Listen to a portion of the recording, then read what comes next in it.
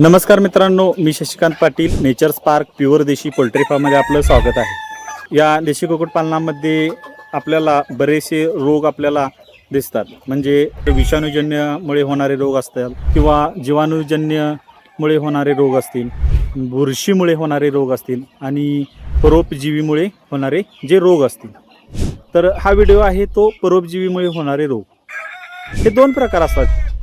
हे शरीराच्या आतील परोपजीवीमुळे होते किंवा शरीराच्या बाहेरील परोपजीवीमुळे होतात। आता आतील आणि बाहेरील हा फरक काय आहे, तर शरीराच्या आतील जे आहे त्याच्यामध्ये टिक फिवर, रक्ती हगवण, जंत या प्रकारे रोग त्याच्यामध्ये समावेश असतो आणि जो दुसरा असतो तो शरीराबाहेरील, त्याच्यामध्ये पिसवा, गोचीड, उवा, डास, लहान जंतू असतात, हे निर्माण होत असतात। हे होऊ नये तर याच्यासाठी आपल्याला काय करायचं आहे, प्रत्येक महिन्याला आपल्या फार्मवरती एक फवारणी घेणं आवश्यक आहे।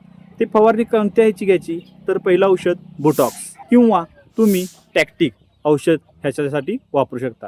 ह्यानं काय होईल की आपल्या पक्ष्यांवरील उवा, पिसवा किंवा जे लहान बॅक्टेरिया असेल तो नष्ट होण्याचं काम आपल्याला होऊन जाईल। त्यामुळे त्या पक्ष्यालाही त्रास होणार नाही आणि आपल्यालाही त्याचा त्रास होणार नाही। अशाच नवनवीन माहितीसाठी आपल्या पेजला फॉलो करायला विसरू नका। धन्यवाद।